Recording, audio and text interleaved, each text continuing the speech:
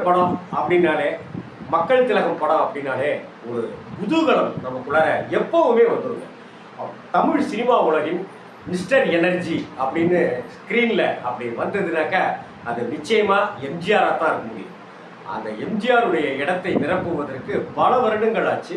அதற்கு பிறகு அந்த இடத்தை நிரப்புனது சூப்பர் ஸ்டார் ரஜினிகாந்த்ங்கிறதுல எந்த மாற்றமுமே கிடையாது. ஒரு ஃப்ரேமில் எம்ஜிஆர் நின்னாலே நமக்கு எனர்ஜி தான்.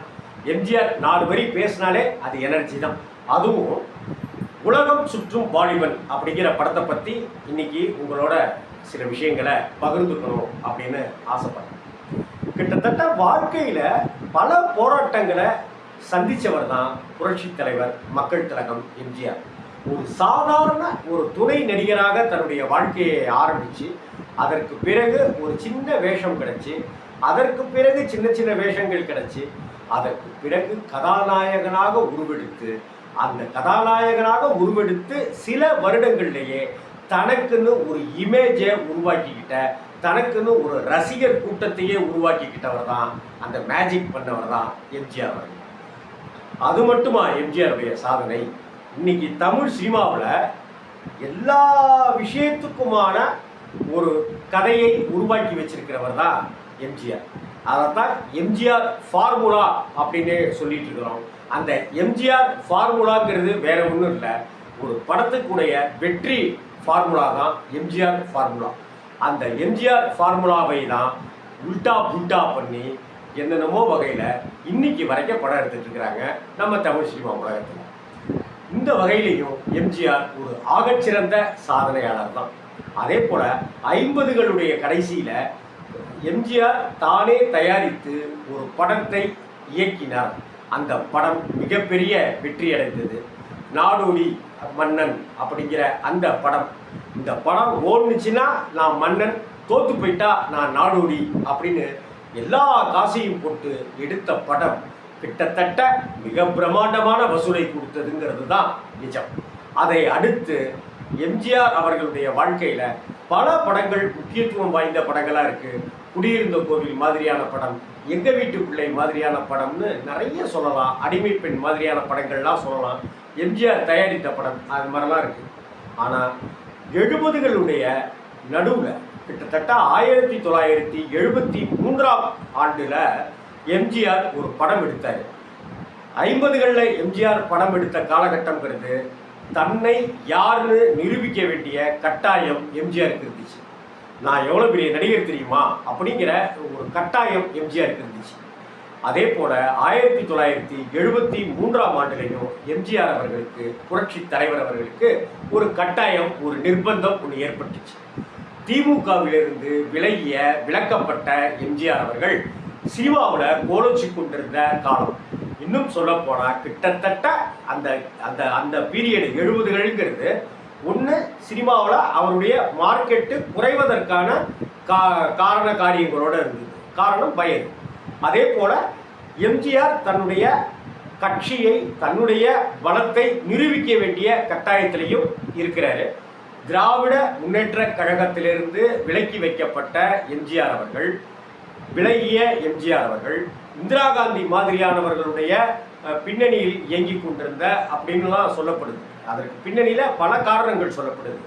அதிமுக உருவானதுக்கு 1000 காரணங்கள், உண்மை காரணங்கள் சொல்லப்படுது. அந்த இடத்துக்கு வந்த எம்ஜிஆர் அவர்கள் தன்னை நிரூபிக்க வேண்டிய இன்னொரு கட்டத்துக்கு அவர் வந்திருந்தார். எப்படி நாடோடி மன்னன் ஒரு காலகட்டமோ அதே போல 1973ஆம் ஆண்டும் எம்ஜிஆருக்கு மிக மிக முக்கியமான சோதனையான காலகட்டம் தான். அப்போ அவர் உருவாக்கிய உலகம் சுற்றும் வாலிபன் அப்படிங்கிற அந்த படத்தை தயாரித்து இயக்கினார் நடிகர் எம்ஜிஆர் அவர்கள். இந்த படம் தமிழ் திரையுலகில் மிகப்பெரிய வசூலையும் சாதனையையும் ஒரு டாப், ஒரு சென்டர் ஆஃப் த அட்ராக்ஷன்கிற மாதிரி ஒரு மிகப்பெரிய அதிர்வை தமிழகத்தில் ஏற்படுத்திச்சு அப்படின்னு சொன்னாக்க மாற்றம் கிடையாது. இன்னும் சொல்ல போனால் நாடோடி மன்னன்லையாவது அரசியல் வசனங்கள்லாம் உலகம் சுற்றும் வாலிபன் படத்தில் எந்த மாதிரியான அரசியல் வசனங்களுமே இருக்காது. ஆனாலும் அந்த படம் மிகப்பெரிய வெற்றியை பெற்றது. அதில் எம்ஜிஆர் அவர்களுடைய பங்குங்கிறத தாண்டி வேற என்னத்தை சொல்ல முடியும்? எம்ஜிஆர் எம்ஜிஆர் எம்ஜிஆர் தான். இப்படி ஒரு காரண காரியங்களோட தான் அந்த படத்தை 1973ஆம் ஆண்டு உருவாக்கினார். அந்த படம் வந்து உலகம் சுற்றும் வாலிபன். கொஞ்சம் யோசிச்சு பாருங்க. 1917ஆம் ஆண்டு பிறந்தவர் எம்ஜிஆர். ஜனவரி மாதம் 17ஆம் தேதி பிறந்தவர். 1917ஆம் ஆண்டு பிறந்த எம்ஜிஆர் அவர்கள் 27, 37, 47, 57 கிட்டத்தட்ட அவருடைய ஹீரோயிசம் அப்படிங்கிறதே அவருடைய 40 வயசுல தான் ஆரம்பிக்குது. 40வது வயதுல தான் பேரழகனா நம்ம கண்ணுக்கு தெரிகிறாரு. மிகப்பெரிய உற்சாகமான நடிகராக வாழ்வீச்சு, சண்டைகள், காதல் அப்படின்றதுலாம் அவர் ஈடுபடுறாரு. பட்டம் தெரிக்க விடுகிற வெற்றி படங்களாகவே கொடுக்குறாரு. 1917 பிறந்தவர் 27, 37, 47, 57, 67, 68, 69, 70, 71, 72, 73 உலகம் சுற்றும் வாலிபன் அப்படின்னு டீன் பருவத்து கதையா வாலிபன் அப்படின்னு பேர் வச்சு எடுத்தப்ப அவருக்கு வயசு கிட்டத்தட்ட 55க்கும் மேலும். ஆனால் இதை தமிழ் சினிமா ஏற்றுக்கொண்டது, தமிழ் மக்கள் ஏற்றுக்கொண்டார்கள். அப்படின்னா எம்ஜிஆரை தவிர வேற யார் அந்த தலைப்பை வச்சிருந்தாலும் ஏற்றுக்கிட்டு இருக்க மாட்டாங்க. காரணம், எம்ஜிஆர் அப்படிங்கிறதுக்கு அந்த அந்த மனிதருக்கு இருக்கிற அந்த காந்த சக்தி, பவர். அவருடைய முகத்தை பார்த்தாலே நம்ம துக்கத்தை எல்லாம் மறந்துடும். அப்படிப்பட்ட ஒரு எம்ஜிஆருக்கு தான் இந்த உலகம் சுற்றும் வாலிபன் அப்படிங்கிற ஒரு விஷயம் பொருந்தும். ரைட். எம்ஜிஆர் பிக்சர்ஸ் அப்படிங்கிற அந்த பேனரில் எம்ஜிஆர் அவர்கள் தயாரித்து இயக்கிய படம் தான் உலகம் சுற்றும் வாலிபன். இதில் சில விஷயங்களை படத்துக்கு போகிறதுக்கு முன்னாடி, படத்தை பற்றி பேசுறதுக்கு முன்னாடி முதல்ல சில விஷயங்களை உங்கள்கிட்ட சொல்லணும்னு ஆசைப்படுறேன். உலகம் சுற்றும் வாலிபன் 1973ஆவது வருஷம் மே மாதத்தில் 11ஆம் தேதி அன்றைக்கி ரிலீஸ் ஆச்சு. கிட்டத்தட்ட 63, 73, 83, 93, 2003, 2013, 2023 இத்தனை வருடங்கள் கடந்தும் கூட, 51 ஆண்டுகள் வந்தும் கூட இன்னைக்கும் நாம் அந்த படத்தை கொண்டாடிட்டு இருக்கோம். ஆஹா ஓடிடியில் இந்த படத்தை நேற்று பார்த்தேன்டா ராம்ஜி அப்படின்னு சொல்லுகிற என்னுடைய நண்பர்கள் நிறைய பேர் இருக்காங்க.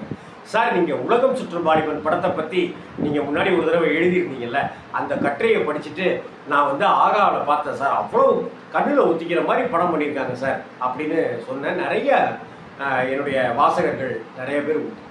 உலகம் சுற்றும் வாலிபன், உலகம் சுற்றும் வாலிபன் அப்படிங்கிற அந்த டைட்டில் உருவானதுலேயே ஒரு சுவாரஸ்யம் இருக்கு. இந்த டைட்டிலை உருவாக்கியவர், அந்த ஸ்டைல் இருக்கு இல்லையா, இப்போ முந்தானை டிச்சு அப்படின்னு தானே இருக்கு. ஒரே மூவா இருக்கும். இந்தானை டிச்சு, அதுதான் முந்தானை முடிச்சுன்னு ஒரு லோகோவா உருவாச்சு இல்லையா. அதே போல உலகம் சுற்றும் வாலிபன் அப்படிங்கிற அந்த டைட்டில் லோகோவை வடிவமைத்த ஓவியர் யார் தெரியுமா? நம்ம மறைந்த நடிகர், காமெடியிலும் குணச்சித்திரத்திலும் கலக்கிய அந்த நடிகர் பாண்டு அவர்கள் தான் இந்த உலகம் சுற்றும் வாலிபன் அப்படிங்கிறதையே வடிவமைத்து கொடுத்தார். பின்னால் அதிமுகவுக்கு உண்டான கட்சி கொடி, இரட்டை இலை சின்னங்கள் அதையெல்லாமே டிசைன் பண்ணி கொடுத்ததும் கூட அவர் தான். தேர்ந்தெடுத்தது அவர் இல்லை, டிசைன் பண்ணி கொடுத்தது பாண்டு அவர்கள்ங்கிறத நிறைய அதிமுகவினருக்கே தெரியாத ஒரு விஷயம். இந்த திரைப்படத்தின் மூலமாக நமக்கு நடிகர் பாண்டு அப்படிங்கிற ஓவியருக்கு அங்கீகாரம் கிடைச்சது. இது மட்டும் இல்லை, நிறைய படங்களில் டிசைன்ஸ் பாண்டு அப்படின்னு நீங்கள் டைட்டிலில் பார்த்தீங்கன்னாக்க தெரிஞ்சுக்கலாம். நிறைய படங்களுக்கு அவர் பண்ணியிருக்காரு. எம்ஜிஆர் படங்களுக்கும் நிறையவே பண்ணியிருக்காரு. ஒன்று. ரெண்டாவது, நடிகை லதா. லதாவை யாருக்கு தான் பிடிக்காது? எம்ஜிஆர் படத்தில் தொடங்கிய லதாவினுடைய பயணம் இன்னைக்கு டிவி சீரியல் வர அவங்க ஓய்வராது உழைத்து கொண்டே இருக்கிறார்கள், நடித்து கொண்டே இருக்கிறார்கள். அந்த நடிகை லதா அதுக்கப்புறமா கமலஹாசன் கூடவும், ரஜினிகாந்த் கூடவும், ஜெய்கணேஷ் மாதிரி, விஜயகுமார் மாதிரின்னு பல நடிகர்களோட 80கள் வர அடித்து தூள் கிளப்பிய முக்கியமான நடிகை, பேரழகி. அவங்க ராமநாதபுரம் சமஸ்தானத்தை சேர்ந்தவர்கள். அந்த நடிகை லதா அறிமுகமான படமும் கூட இந்த உலகம் சுற்றும் வாலிபன் தான். ஆக உலகம் சுற்றும் வாலிபன் எம்ஜிஆருக்கு எந்த அளவுக்கு முக்கியமோ, அவசியமான படமாக இருந்ததோ, அரசியலை தெரிவிக்கிற படமாக இருந்ததோ, அதே போல லதாவுக்கு முக்கியமான படம், ஃபர்ஸ்ட் படம் ஜெயிச்சார். அதே போல நடிகர் பாண்டு அவர்களுக்கு அவர்களை பற்றி தெரியாது. உலகம் சுற்றும் வாலிபன் டிசைன் பாண்டு தான் பண்ணியிருக்கிறாரு அப்படிங்கிறது நமக்கு இப்போதான் தெரியும், அப்போ தெரியாது. ஆனால் அந்த நடிகர் பாண்டுவுக்கு அவருடைய வாழ்க்கையில் மறக்க முடியாத ஒரு விஷயம். இதே போல இந்த படத்தில் இசையமைப்பார் யார் அப்படின்னா, ஏங்க மெல்லிசை மன்னர் தானேங்க இசை அப்படின்னு நீங்கள் சொல்லுவீங்க. ஆனால் எம்ஜிஆர் அவர்கள் எப்போதோ கொடுத்த வாக்குறுதியை நிறைவேற்றுவதற்காக இந்த உலகம் சுற்றும் வாலிபன் படத்துக்கு முதலாக அட்வான்ஸ் கொடுத்து, ரைட் நீங்கள் தான் இந்த படத்துக்கு இசையமைக்கிறீங்க, நான் சொன்ன வாக்கை காப்பாற்றிட்டேன் அப்படின்னு எம்ஜிஆர் ஒருத்தர்கிட்ட அட்வான்ஸ் கொடுத்தாரு. அவரும் ரொம்ப சந்தோஷமாக எம்ஜிஆருடைய படத்துக்கு நாம் இசையமைக்கிறோம் அப்படின்னு ஒரு மிகப்பெரிய பிரபலம் அவர் சந்தோஷப்பட்டார். அந்த பிரபலம் திரு குன்னக்குடி வைத்தியநாதன், மிகப்பெரிய வயலின் கலைஞர். அந்த குன்னக்குடி வைத்தியநாதன் தான் உலகம் சுற்றும் வாலிபன் படத்துக்கு இசையமைப்பதற்கு ஆரம்பத்தில் முடிவு செய்யப்பட்டவர். அவருக்கு தான் தொகையும் கொடுக்கப்பட்டது. எம்ஜிஆர் எப்பயோ சொன்ன வாக்குறுதியை நிறைவேற்றுகிறேன் அப்படின்னு சொன்னார். ஆனால் குன்னக்குடி வைத்தியநாதன் இந்த படத்துக்கு இசையமைக்கல. ஏன்? இந்த படத்திலேயே எம்ஜிஆர் பிக்சர்ஸ் அப்படிங்கிறதுலையே அதிமுகவுடைய இன்னைக்கு இருக்கிற கட்சி கொடிய அண்ணா சின்னம் பொறிக்கப்பட்ட அந்த கொடியை அப்போவே எம்ஜிஆர் பிக்சர்ஸ்க்கே அதுதான் லோகோவாக வைத்தது தான் எம்ஜிஆருடைய மிகப்பெரிய புத்திசாலித்தனம் அப்படிங்கிறதையும் சொல்லிக்குவோம். இன்னும் உலகம் சுற்றும் வாலிபனில் எம்ஜிஆர் செய்த விஷயங்கள் என்னென்ன, இந்த படத்துக்கு ஏற்பட்ட தடைகள் என்ன, அந்த சமயத்தில் அரசாங்கத்தால் எம்ஜிஆருக்கும் இந்த உலகம் சுற்றும் வாலிபன் படத்துக்கும் போடப்பட்ட பிரேக்குகள், முட்டுக்கட்டைகள் என்னென்ன, அதையெல்லாம் தாண்டி எம்ஜிஆர் நிகழ்த்திய சாதனை என்ன, இந்த உலகம் சுற்றும் வாலிபன் அதுவரை வந்த தமிழ் சினிமாவுடைய வசூலையெல்லாம் தாண்டி மிகப்பெரிய வசூல் சாதனை செஞ்சதே அது எப்படி, அந்த வசூல் சாதனையை உலகம் சுற்றும் வாலிபனுடைய வசூல் சாதனையை முறியடித்த இன்னொரு படம் ஒன்று இருக்கு. அந்த படம் எந்த படம், இதை பற்றிலாம் அடுத்த வீடியோவில் உங்களோட பேசுகிறேன். வணக்கம்.